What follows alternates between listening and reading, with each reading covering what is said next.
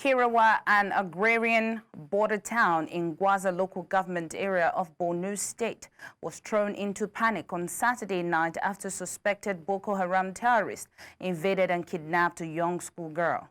News Central confirmed that the kidnapped young girl, Aisha Mohammed Aja, had just completed her junior secondary school examinations before her abduction. The terrorists reportedly arrived on motorcycles, heavily armed, and began shooting indiscriminately before setting houses and vehicles on fire, where they exchanged fire with the armed forces in Kirawa. While people now go about their normal day-to-day activities, community leaders have called on both the Borno State Government and the Nigerian military to intensify efforts to ensure more security men patrols in border towns, warning that the continued absence of rapid response could embolden further attacks.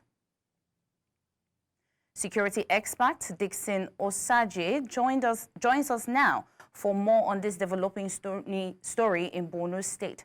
Also joining us is Yakubu Mabba-Ali. He is the chairman of Kirawa Development Association. Gentlemen, good afternoon. Can you hear me?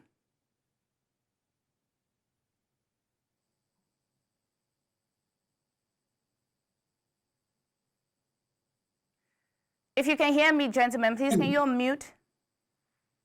Yes, I can hear you. I can hear you. Good afternoon, sir. Sir, can you tell us, can we start with you? Can you tell us exactly what really happened in the community? Actually, what has happened in the community, you know, Borno State Government, under the leadership of Professor Babagana Umar Zulum, about 8 years now, our people were displaced. He returned or resettled our people back to the town. They were doing their own business. Then recently, yesterday, this thing happened, that the Boko Haram, they came to Kirawa around 9 to 12, according to the information that I received from my people, that they burned houses, they burned vehicles, and most of our people, they fled to Cameroon as at that time. But now, our people now, they have returned back to the community. Though, up to now, some of them are still scared of what has happened.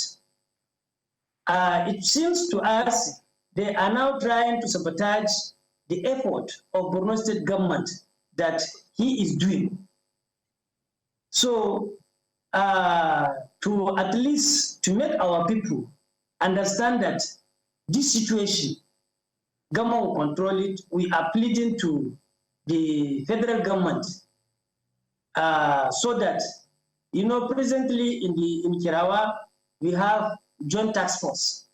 So we are pleading to Nigerian government to now either establish brigade so that, you know, our people will continue with their farming, with their business that they are doing, because it is a border area. Once if that border area is not well controlled, it will lead to porosity to the country.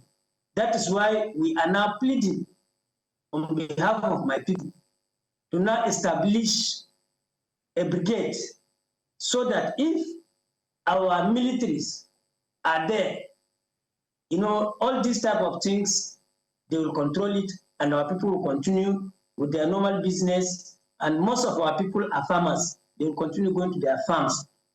So this is exactly what is happening. Now, some of our people are trying to, are scared. Maybe the people will come back.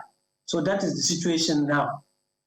But presently, they are there in the town. Though they have abducted this lady, Aisha Mohammed Aja. You know, she just recently wrote her JSS examination, and her father is a peasant farmer.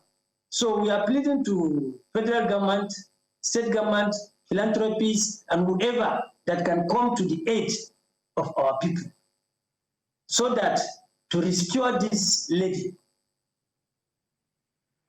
Yakubu, can you tell us how the community is responding to this shock at the moment? Well, the community actually is very pathetic what has happened. Because if they burn somebody's house, the bullets that they fire, you know, it makes people to be scared. And most of our people, they run away to Cameroon. It was later on that they came back. Okay, let's move over to Mr. Dickson. Mr. Dickson, let's look at the big picture. How would you assess the current state of insecurity in Nigeria? Thank you very much. Very disturbing. While trying to ascertain what's happening in Jos Plateau State, another fresh attack is taking on the Borno State. That's a clear indication that these criminal elements are taking over the Nigerian state with criminal activities from the east, west, and north. I was watching an incident that transpired in America some few days ago, and the whole community was condoned by the security agents, the army, the navy, the police, the air force. They all came to rescue these people from an active shooter. But here in our country, what happened is that like 2-3 days from now, everything will go as normal, and everybody will go back to their businesses without going after these criminal elements. You know, crime strive, crime flourish when in the absence of punishment. You know, and I see this as a failure on our area of punishment, the judicial system, on our criminal justice system, I mean to say. So, from what I'm correctly right, I think this criminal element, they don't live in the space, they don't live in the air. They live within the territorial space of Nigeria, within the 9,223 square kilometers landmarks of Nigeria, and we need to also allow. We don't need to let them, you know, take shelter after committing this crime. For example, in Borno, 3 months ago, they killed a lot of people. The presidency was involved. The National Security Advisor paid a visit there. In July 25th, they also carried out an attack. And of recent as well, a few days ago, they also carried out an attack. And now another incident is happening in Borno State. That tells you that they are capitalizing on the vulnerability of our security agent. And it's time right now for us to start looking at state policing. So we'll be able to police the entire region, the entire landmarks of this great nation, and go to the enemy's enclaves and take them out from that environment. So they don't come back to the city, kill our people, go back to your normal state shelter. I think it's right time for us to create state policing so we can go out a full momentum against these criminal elements. Dickson, from your experience, what are the main drivers behind the persistence of, of insurgency in the northeast and banditry in other parts of the country? Well, there are many driving factors that have precipitated the occasion of this crime. First of all, in 2009, when Boko Haram came into existence, they claimed that local Western education is a sin, and that they are fighting mantra, and they were using the arms and ammunition manufactured by the Western region, Western by the West, against the Nigerian people, yet claiming Western education is a sin. And as time goes on, this metamorphosed into a business enterprise. What we're seeing right now is business enterprise from our own perspective, because I see no reason why you go after these people, kill children, kill women, kill Nigerian people, and kill our military as well, because as it stands, the Nigerian military have lost thousands of soldiers from the inception of these criminal activities. Now, if we look at the social factor, in exception of the religious factor, which I've just said, the social factors, I think what has, be giving these guys the energy to carry on activities is in the area of the political will. I don't think we have the political will to eliminate this threat.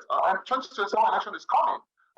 You will see our political leaders, making use of most of these thugs, criminal elements in snatching boxes, ballot boxes.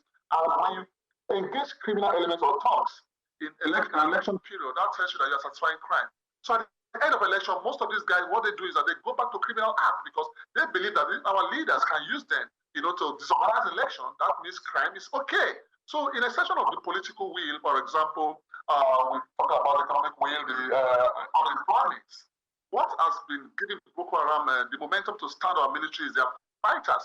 And how did they get these fighters? They get these fighters from those unemployed. And I tell you, and I've said it on many fora, that a jobless person or a jobless child or a child on the street is a potential threat to the government.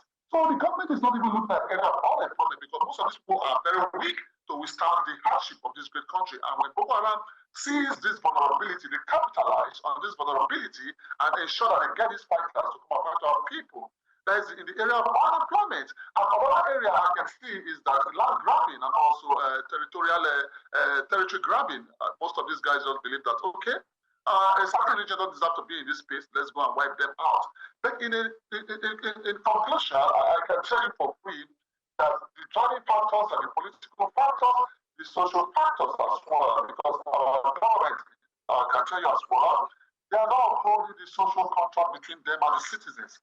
We've been paid by this government, we've been paid by the previous government, and we'll also be paid by our leaders. And I tell you that if we want to get this right, Nigeria needs to go back to the drawing board and reassess the situation. Okay, let me move on to Yakubu. Yakubu, can you tell us what personal efforts are the people in the community doing to safeguard themselves from, from all this attack pending when they get response from the government? Actually, the community, we have civilian JTF, we have hunters and other members of the community. They are the one now even trying to calm the people in the community because they find it very difficult to go far away because they are scared of what is happening. They cannot go to their farms. So that is why we are now pleading to government and whoever that can do, so that if they establish brigade there, the people, they will be scared of even attempting to come to Kirawa. And being that it is a border, it will be as a challenge to our country to see that our country, our border is porous. There is no, it's only joint task force are there. We don't have Nigerian military are not there. Mr. Yakubu, we also hear about, intelligence failures. How big of a role does that play in the inability to prevent attacks before they happen? Please come again. I said we often hear about intelligence failures. How big of a role does that play in the inability to prevent the attacks before they happen? Well, this one, I cannot just say something about it because it is a security issue. So it's only the security that they can now give more light on this issue. Okay. Dickson, let me throw the same question to you. Can you tell us, what you know?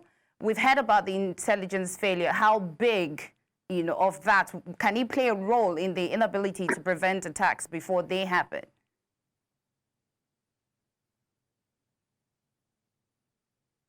Fantastic question. I tell you, there's no country in the world that can survive without intelligence. Intelligence is the lifeline of every great nation, and that is what it plays out, What does it entail?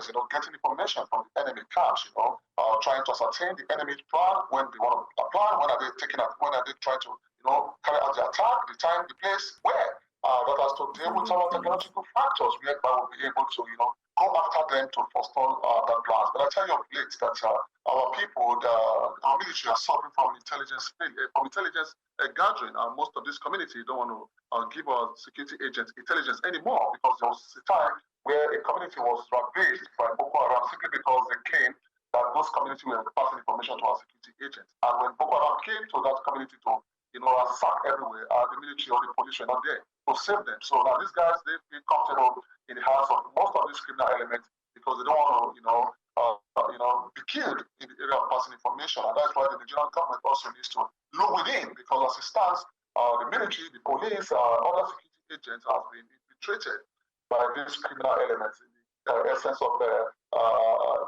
what's it called, repentant militant or repentant terrorist group being a notion that was carved about the Nigerian state. And I tell you that crime is crime.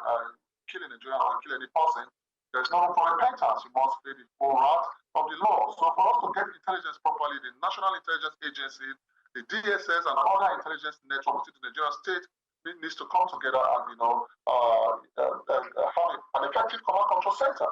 Then they'll be able to disperse intelligence to the military system, to the policing system, to go after these criminal activities. And I tell you that the security measures in Nigeria have been defeated because, according to Observer for Peace, the founder of modern policing says that the best way for you to measure the effectiveness of the policing system, which has to do with the military, the navy, the army, the air force, whatever the case may be, is the absence of crime. But here in Nigeria, we're not experiencing any absence of crime. We have been, we're suffering from criminal activities every day. And I tell you that Nigeria is becoming a criminogenic nation. So intelligence failure is one of the major factors. In exception of intelligence failure, I tell you, territorial reinforcement is one of the major factors as well, because where are the manpower? How can we man Mr. Dickson, I would have to cut you short. I will have to cut you short because of time. But thank you so much, gentlemen, for joining us this afternoon. Oh, thank you very much. I was ready to.